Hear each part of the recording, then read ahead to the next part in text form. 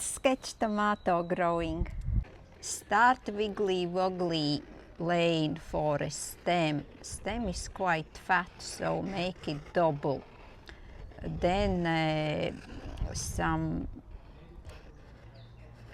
leaves coming out of the stem, and then going up on wiggly woggly. There is tomato, just make round thing with